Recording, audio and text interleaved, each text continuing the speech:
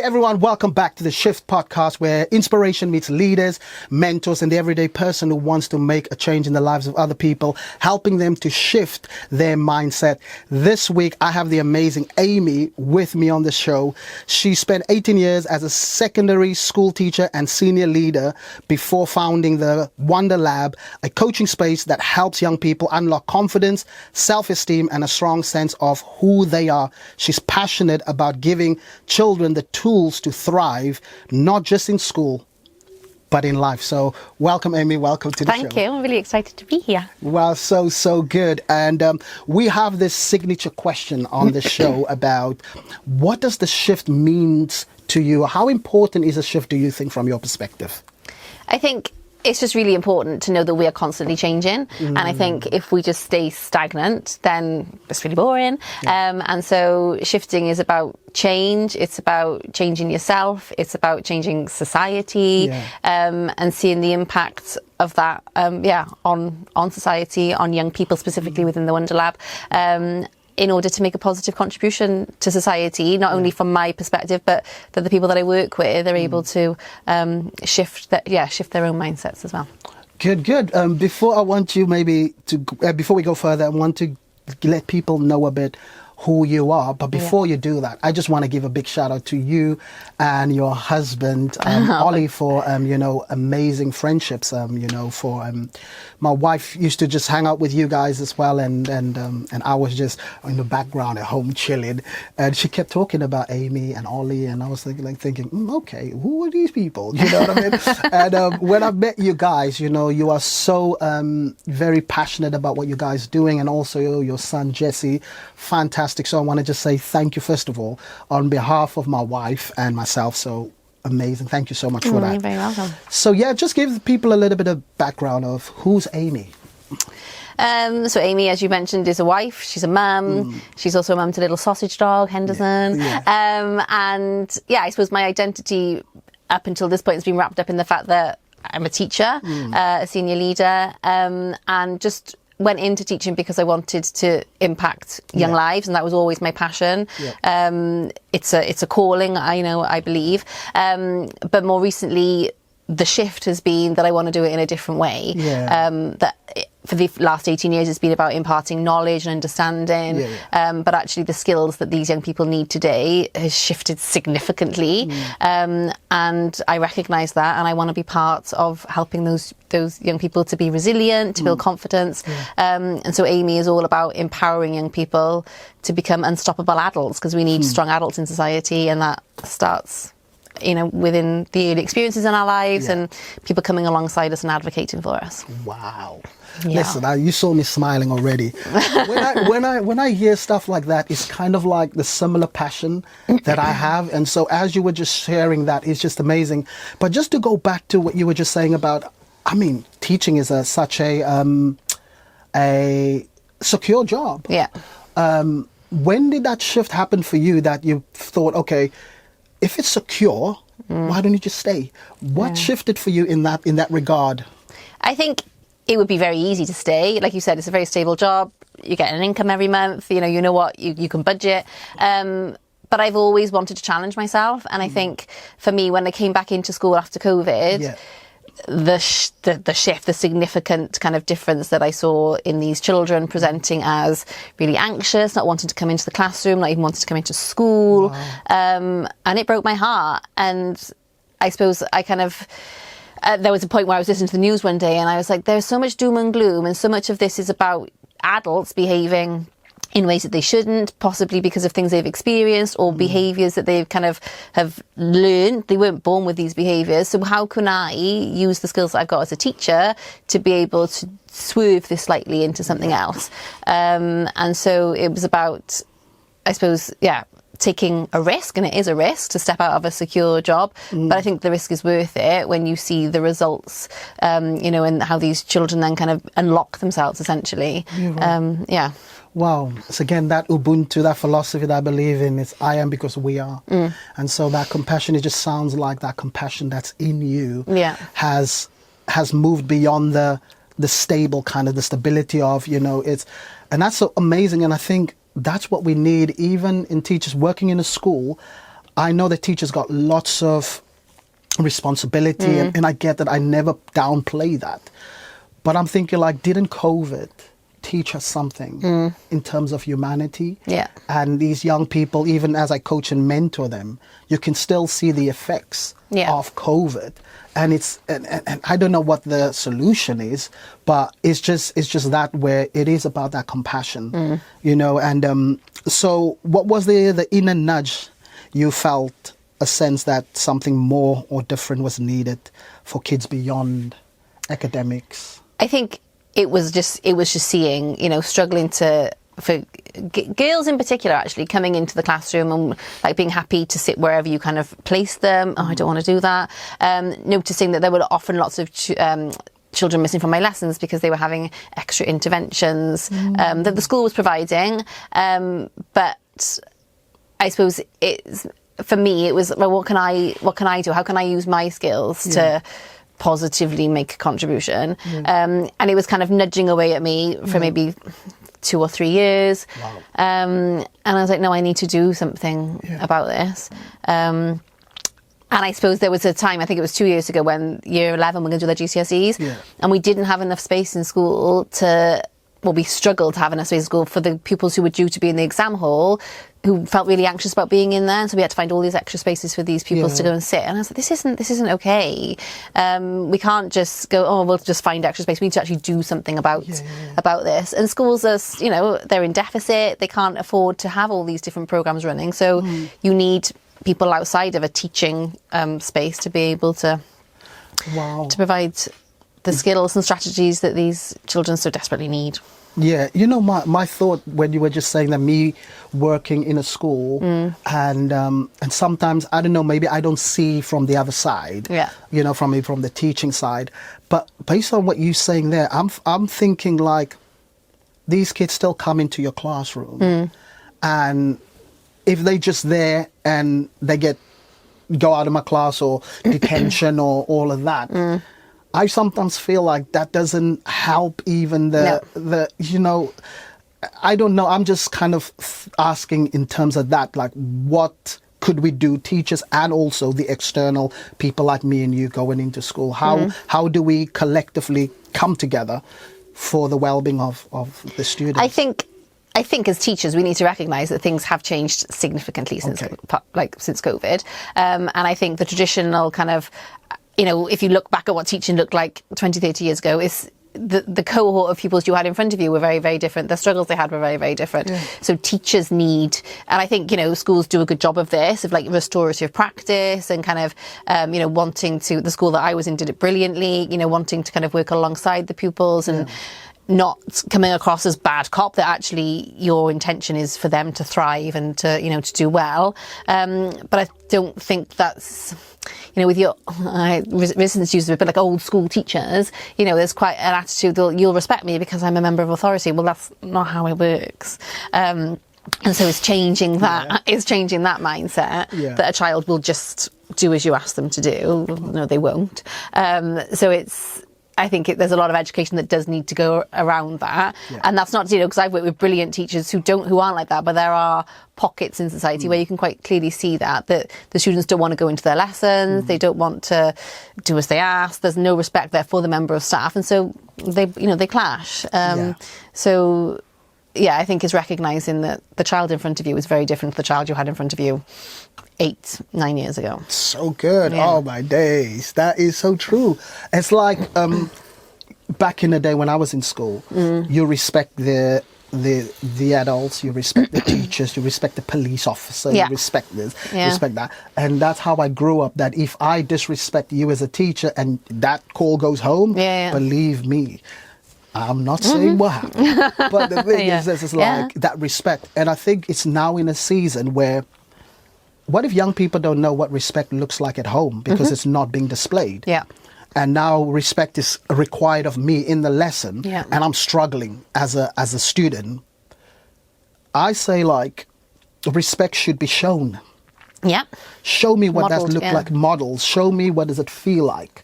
And it's like my mum would say, because I'm the older kid if I disagree with you, my mom will be like, yeah, let's stop that. You're older and you should know. Yeah. You should know better. Yeah. And that's the kind of thing where adaptation and being vulnerable, that young people know that, hey, we just human beings as well. Exactly, And I think if we let them know that the humanity of us is also part of, it comes through my teaching, I'm just a person as well. And I think if that is shown, where young people can be like, wow, so you feel what I feel. Yeah. You come to school as well, not feeling good just like me. Yeah. Let's talk about that. Yeah. And that's what I kind of like feel as well. But what was the mindset shift letting go of an identity tied to being a teacher and embracing a new role that's less about delivering curriculums and more about unlocking potential? It's hard, I'm not going to lie. Because a lot of who I am for the last 18 years has been that I'm a teacher, that I work within term time. I have, 13 weeks holiday, that it kind of, so it's been hard. And there are moments where I'm still like, what am I doing? I've got a teaching qualification. Like, what am I doing? But actually, I am then best placed to do this. I saw somebody post the other day about life, something to do with life coaches, and it's just a made up job. And I'm like, no, actually, or that therapists are better off, working with young people than a life coach. And I'm like, no, because actually, as a teacher, I've worked with over thousands of children. I've had to plan lessons that are differentiated to every single child in that room. Safeguarding, and there's so much that goes into being a teacher. So actually, if you're going to work with young people, you need somebody who has got that skill set. And therapists can read books and they can do courses, but they haven't got the hands-on experience that teachers have got.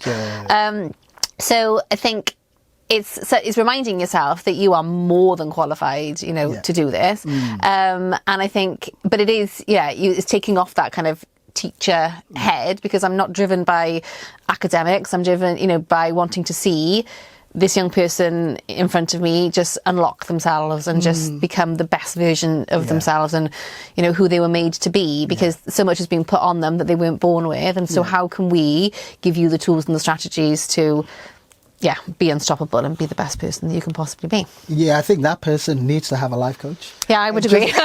And just experience, because life coaching, maybe because there's no real definition of it, you have to experience it. Yeah. So a lot of people go, what's life coaching? What's wrong with my life then? And it's like, it's not in that sense, but once you journey with them, they'll be like, man, that was empowering. Like, you have to experience it about what it is. And so, so, with COVID, what have you noticed, what changes did you notice in young people after COVID that concerned you the most? Their social interactions and their ability to have those social interactions. I think obviously because we were so isolated during COVID, just the disconnect then with your friends, everything being on a screen. And so there was so much screen time going on that these young people couldn't hold a conversation, couldn't make eye contact, and their resilience, being, like I said earlier, being able to come into a lesson or being able to try, wanting to try something new, not wanting to try something new, being resistant to being pushed to do something. Well, I don't have to do it. Well, no, but it'd be really great if you could give it a try. So kind of having that, that confidence, I suppose. And when you're just in a bubble at home with your parents who maybe aren't your biggest cheerleaders and who aren't encouraging you to try new things and so the social interactions was definitely the biggest shift, and that obviously impacts everything, doesn't it? Exactly. So tell us about Wonder Lab. How did it start? How did it start? So it started, I suppose, because I knew I wanted to be part of a change. And so I did a qualification in life coaching, and I'm part of a really great team of life coaches who have all done this qualification. So we meet on a Thursday evening, and kind of it's really good to have them to kind of bounce ideas off. But I suppose the name Wonder Lab came from the idea of wondering, who could I be? What is the potential? How could and the art of kind of wondering and kind of being able to step outside the barriers or kind of the limitations you put on yourself. And I think for me, that's been really, really powerful, because I needed me when I was 16, you know, and I know that if I'd have had a life coach, then it wouldn't have taken me so long to get to where I needed to be, or to build the confidence that I now have. So I think it was the art of like wondering what are the possibilities. So I started it nearly over a year ago, but obviously was still teaching at the time. But obviously made the step out as teaching in the summer. So I'm kind of now just really launching it, getting my one-to-one clients on board, hoping to do some workshops. So it's all about, building that confidence in these young people, and just giving them the freedom to explore, you know, who they possibly could be. Definitely. Tell me, what was your first client like first client to where you are now, in terms of what's the difference? What was the feel like? So very anxious, and anxiety surrounding going in to school, and particular subjects in school as well. So it was trying to give her the tools and the strategies that she needed to kind of unpick that, really. So, you know, what was causing the anxiety, what was causing in particular subjects that she was walking into in school, like what was it about that teacher or that environment, and kind of giving her, I suppose, space to explore, like, what's the worst thing that could happen, and how can we kind of help you to manage this?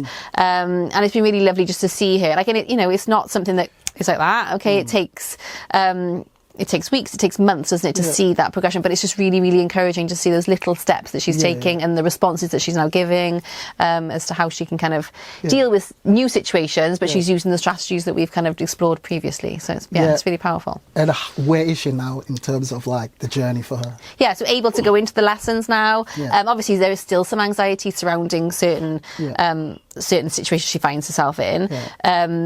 But it's beautiful to see just the unlocking and just this blossoming. Yeah, it's the wondering. It's the one, exactly. Like, let's wonder what it could look like. Yeah, exactly. You know, so wow, that is really, really cool. So that can you share a specific example of how confidence looked different in kids post-COVID compared to before? That confidence. I think. It's in a classroom situation, not wanting to put their hands up, not wanting to kind of take a risk, working with people that they didn't know, you know. And I think post-COVID, that wasn't really, you know, obviously characteristics and personalities are different, aren't they?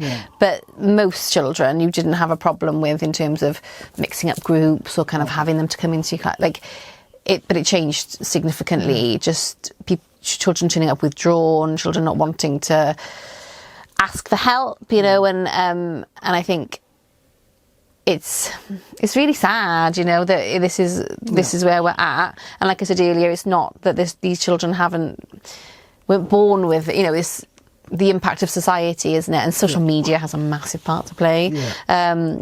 So there's a massive difference. So in terms of like the kids' experiences through coaching, what kinds of shifts did you see most often in kids once they began with the coaching? What was some, like you were talking about that young girl? What were some of the things that you've seen? It's interesting because when you say, and I've said this to parents when I've kind of had my discovery calls with them, you know, is your child up for being coached? And they're like, oh yeah, I think they would be. And I think it's helping the child see that it's just, you're hanging out with me, and actually we're just gonna, you know, we're gonna explore a bit of this, we're gonna talk about this, and that they enjoy being in that space with me, and they can see that I'm cheering them on, and I'm that advocate for them, and it's lovely just over the weeks and the months just to see that relationship grow. And I think when a young person trusts you, and their parent trusts you, that, you know, that is key, isn't it? Because they're not going to talk to you about the things that are bothering them, or kind of being really open and honest. I think it's really hard when you can see that a child is holding back, because you know that, well, if you can tell me, if we can, you know, unpick some of this stuff, then there's stuff that we can do. But you can't. It's hard when you know there is more there than they're willing to kind of share, and that's when it's a process, isn't it? And it's time. 100%. In school, I find when there's lots of referrals. So students will be like, no, I want to be referred to Ricardo. And so I've got a long referral list. I always say to the teachers and to the parents as well, I know that your desire is for your child or your student to flourish, and I get that. Have you ever spoken to them about the way you're passionately talking to me about them? Have you spoken to them about it? Oh, I haven't. I just know that I want to see the best. No, that stifles the rapport that I need to build with them. Yeah. So if you tell them and let them explore, these are the questions you can ask them. Yeah. Open-ended questions, and then hear what they say. Yeah. And then you come back. So by the time when I connect with them, I'll be like, oh, they've already answered these questions, and now we can explore it from the two of us now. And I say to sometimes those sort of things is like you're making it harder for them, because you now said, I found somebody. There's a problem here. Yeah. We found somebody for you. Yeah. And there's like, and some kids will be like, are you a counselor? Are you with this? Are you? And I'm like, I can just hear how they ask and feel. I was like, oh, you're out of the door, Ricardo. Yeah. You're out of the door. They're shut off already. They're shut off already. But I've seen how families have been journeying with their child or children, and actually see that coaching space has now become a bigger space. Yeah. How do you find like that kind of connections in terms of how do you build rapport? If a parent says, I want Amy to coach my child, how is that process, just for people to be like, what does that work like? What does it look like? So they get in contact with me, and before I kind of have that chat with them, there's a form that they fill in about kind of what they perceive the needs and the challenges of the child to be. But I also really encourage parents to think about what are their qualities and strengths? Like, what do you want them to encourage, like, to continue to grow in and flourish in? And it's a whole family thing. It has to be. The parents have to be on board. And quite often I will give them something to go away and experiment with during the week. So one of the common things is what we call the Skittles jar. So you put like a bag of Skittles into a jar, and then you assign different emotions to the different colours, and kind of as a family there, and you kind of pick out a Skittle. Right, when did I feel angry? How did I deal with that anger? And it's about talking about it and showing that you will benefit from this too. You know, that mum and dad, are not perfect, and it's about trying to bring the whole family on board with it, because it has to be that way, because it's not a singular 1 hour session and sorted for the week. It has to be something that is progressively built on. 100%. That's self-regulation as well, isn't it? Knowing that, man, I felt I was on green yesterday, and now I'm on red. Like, how did you're like, it's that conversation and being open, isn't it, to hear. And this is the thing I find. I don't know. I don't have the answers. I'm just, even as I'm interviewing, I'm just thinking through things, even in my own space. It's like, how do we bring teachers and students to that space? Do you know what I mean? That jar where I know, like, if I was a teacher and yesterday I was on green, today I'm literally on red because something just happened before I came to school. So how would you know about that? If you know what I mean. And I just feel like if we connect and bring that authenticity in classrooms, at work, at home, I think it'll be so much better, where people feel like I've been understood. And I'm not being judged because I'm on red today. I think, coming from a teacher perspective, in my experience, it is really hard for teachers because, in a day, you can be teaching 5 different classes. You've got 30 kids in each class. Like, it's really, really hard. And I think teachers will try their very, very, very best, but the workday is very, very busy, and you will see, each and every child, but being able to respond to each and every child in that compassionate way, you can see how they don't have the time to do it. So I think I'm here to also defend the teacher. But I think it's the education system, isn't it? If we had smaller class sizes, then there may be more space. 100% for that. Because I find myself being a mediator between this teachers and it's not I'm with you and I'm not with you. That sort of thing. But also I've seen the same workload for all teachers. Like, everybody goes to it. But I've seen incredible teachers. So that is what, for me, sometimes I don't get.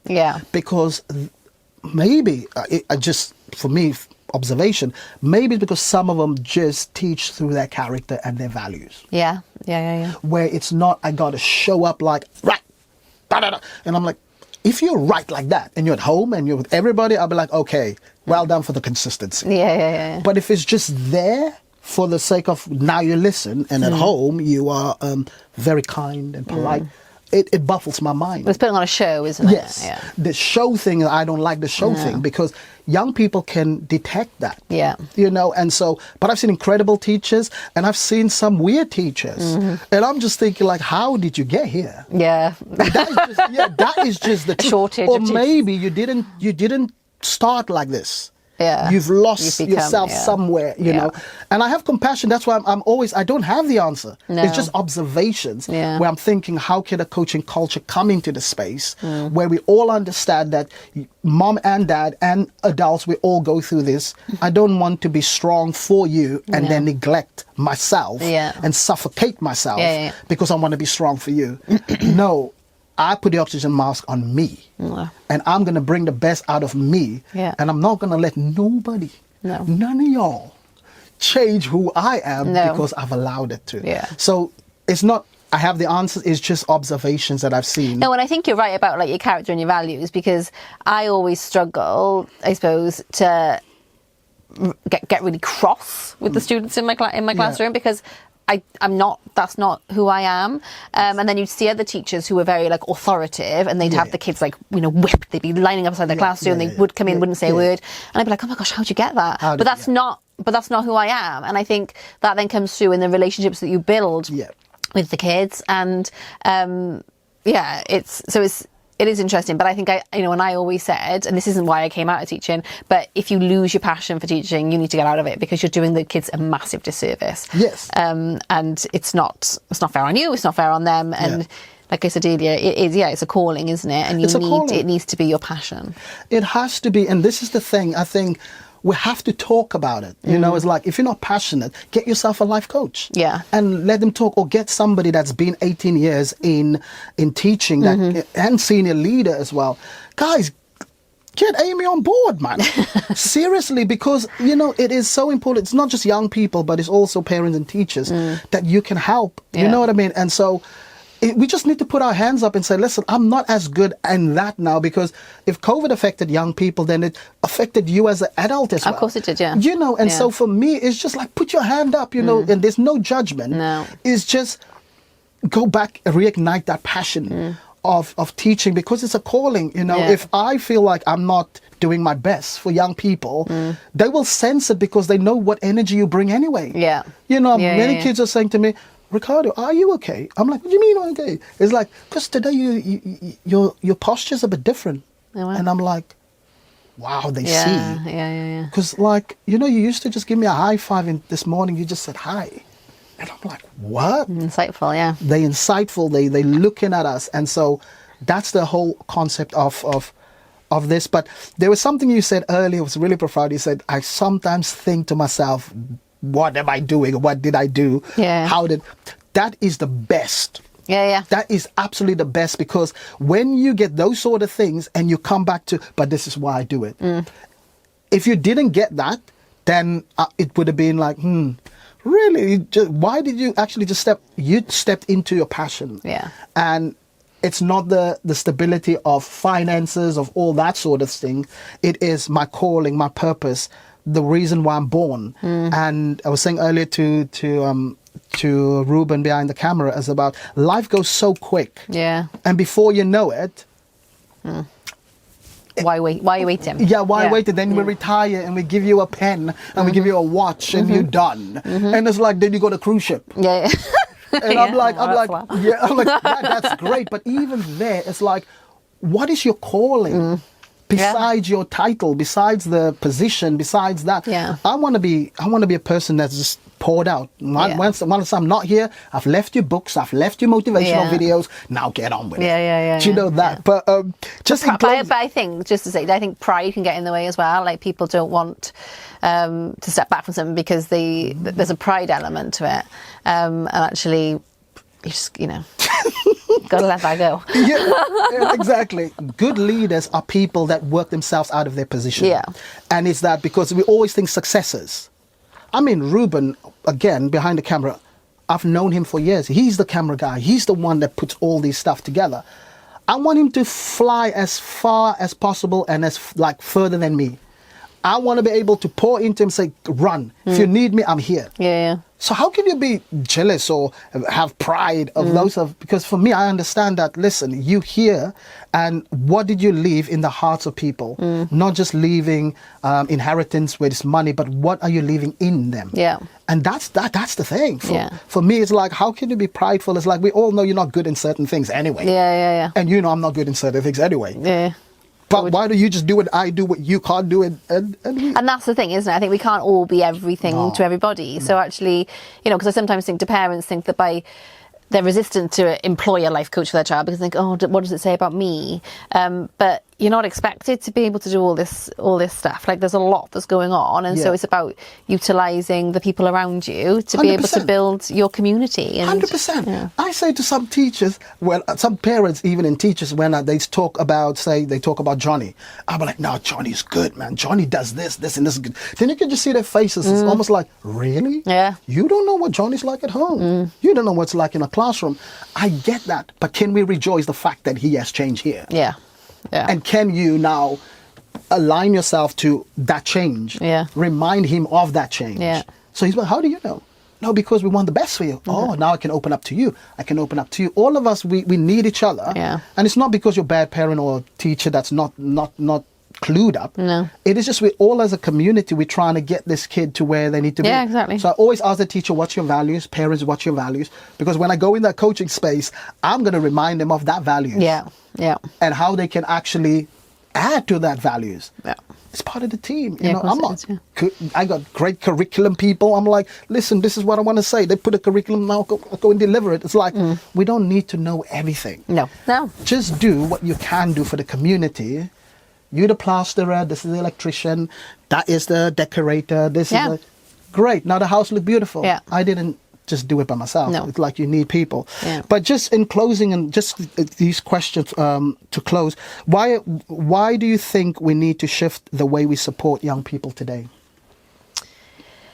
Because I think young people have changed, and I think there just needs to be a greater education around how we do that. And I think it's about recognising where children are at, and that there's not a one-size-fits-all approach to children. And so I think it's about making sure that we are as educated on how we can do that, because I think otherwise we're just going to fail. We're going to fail these young people, and these young people become adults. And I just think it's really, really important that we have strong adults in society, that if we can work with young people, we're going to have less broken adults to fix, aren't we? And I think that needs to be, that's my driving motivation, I suppose, is we need a strong society, and we need to change the way in which we're dealing with our young people. And like you said, it's about bringing everybody on board. It's bringing the teachers on board. It's bringing the parents on board, because we are a village and we can all make this work, and we can, and that is so true.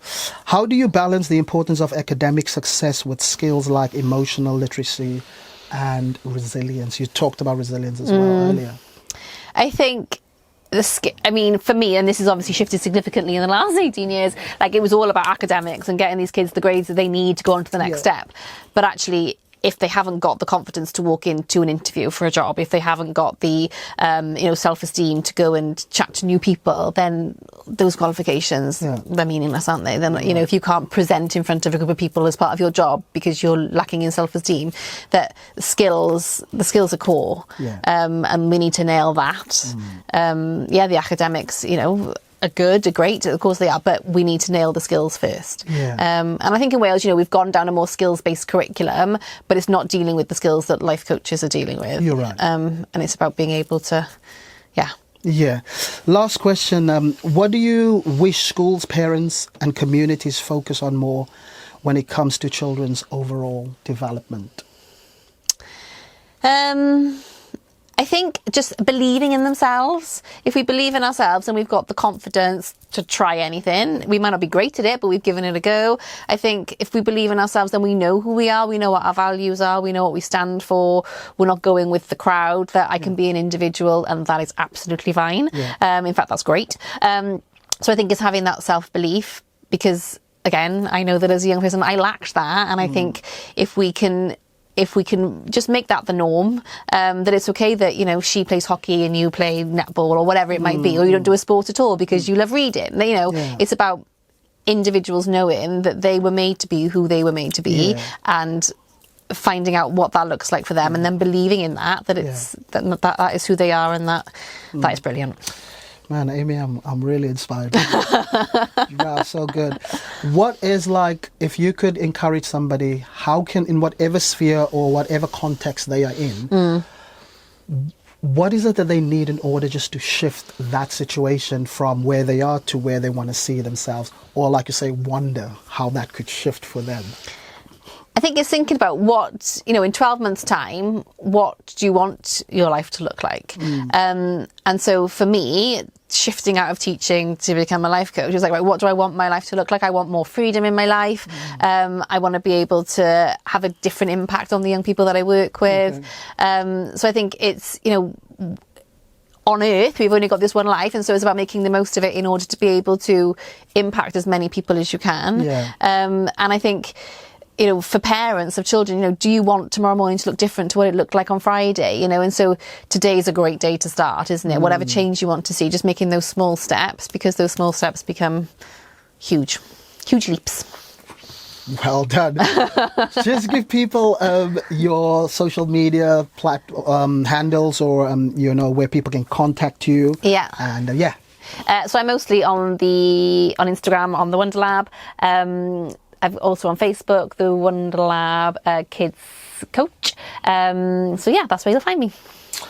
Amy, I'm encouraged by you. Thank you so much for coming. Thank you for having me. Yeah, even with teachers, parents, get on board. It's a community, so it's not just about the young people, but get her on board. I mean, did you hear that? Guys, thank you so much for tuning in. And again, just remember that you have the ability to shift your current situation to getting yourself to where you need to be. So catch you guys on the next one, and thank you for joining us. Peace.